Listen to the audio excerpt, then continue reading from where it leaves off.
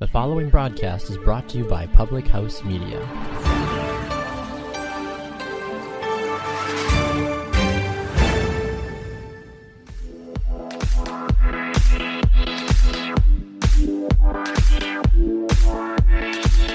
Hello everyone and welcome to Head Over Heels. I'm Annie Scogan. And I'm Jordenne Butler, and today we are talking about the difference between Miss America and Miss USA. I think a lot of people kind of use the two names interchangeably, but really there's kind of a big difference between them. Right. Both amazing organizations. I think we should say that from the get-go. We're not trying to make one above the other. They're both amazing organizations. We just happen to be involved in the Miss America organization. Yes. So this is by no means trying to persuade people to think highly of one versus the other.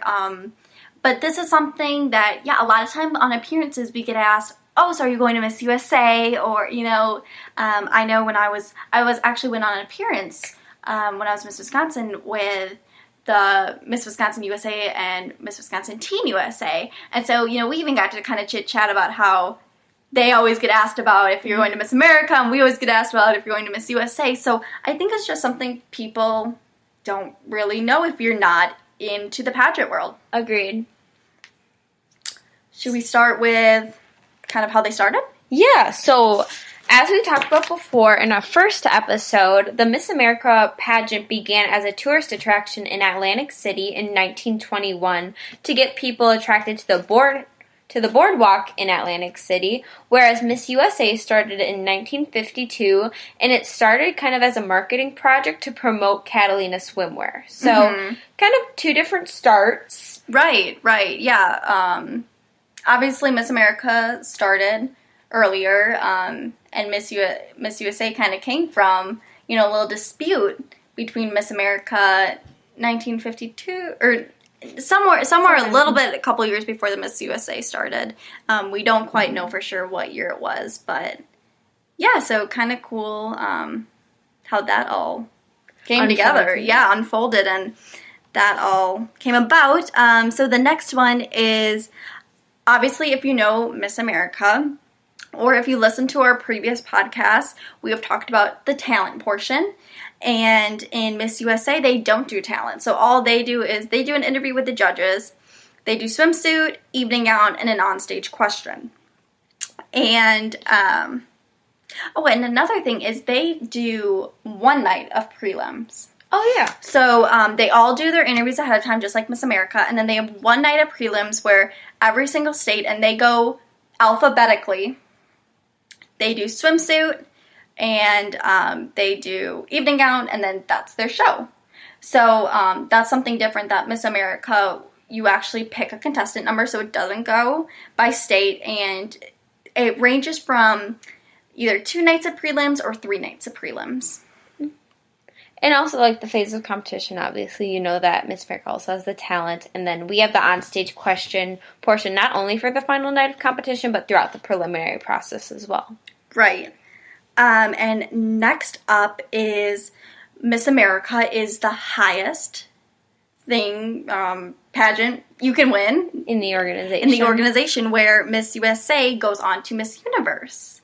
So I think that's unique that the USA has that option to travel across the world to wherever the Miss Universe pageant is held. Agreed. And I also think it's kind of cool how they do a national costume. I always think it's cool to see how that ends up, because they always have a really cool design. And it's well thought out, so I always enjoy watching that phase of competition. Right. So another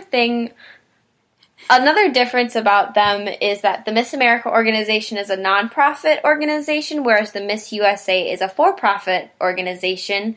And a way to distinguish between the two title holders is that a Miss America contestant, let's say it's Miss California, will be labeled just that, whereas in the USA system, it'll be Miss California USA. So if it's America, it won't have USA in it, but if it's USA, it will, which I guess you can kind of distinguish for yourself. Oh, yeah. And another cool thing about Miss USA is when she wins, she gets modeling contract, which is kind of cool, where at Miss America, She doesn't. And I know kind of the go-to, I think, that we were told to say, a couple years ago when people would ask us was, well, Miss America more becomes school teachers, doctors, along that line, where Miss USA focuses on kind of starting your modeling career. But I think now we can't really say that. No. I feel like, even Miss USA right now,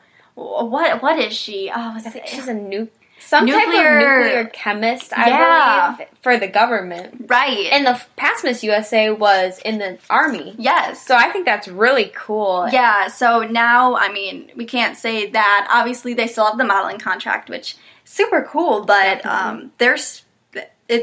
for them, it's not just about getting the modeling contract. They are doing they have these amazing jobs as well and are still. And they also partner with organizations, and they work closely with them on both the state and national level. Mm-hmm. And another thing, both of the organizations have a teen organization with them. So Miss America's being Miss America's Outstanding Teen, which Jordenne and I both competed in, and then the Miss USA having the Miss Teen USA organization, which I think is really cool because the teen organization is a direct feeder into the Miss program, and it kind of gears these young girls up for what it's going to be like to compete on the Miss stage, which is awesome.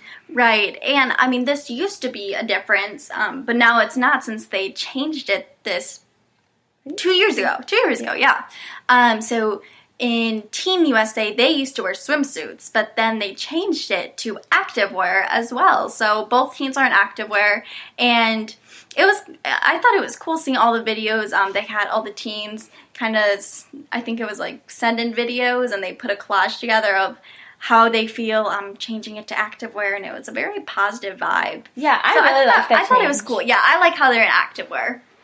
I think it's very teen appropriate.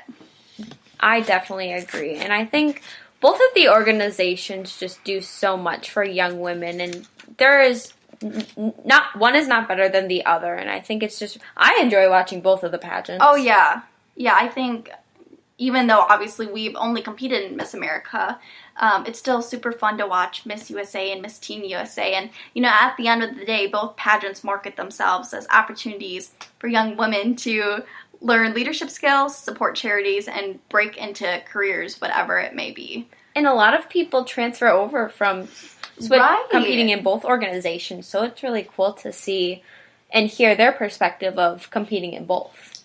Exactly. So yes, hopefully this didn't seem biased. I think we did a pretty good job of just keeping it educational, because like we said, even though we've only competed in the Miss America organization, we don't have any hatred or any bad things to say about the Miss Universe organization, Miss USA, because it's an amazing organization. At the end of the day, it's just about young women striving towards their goals and gaining lifelong skills.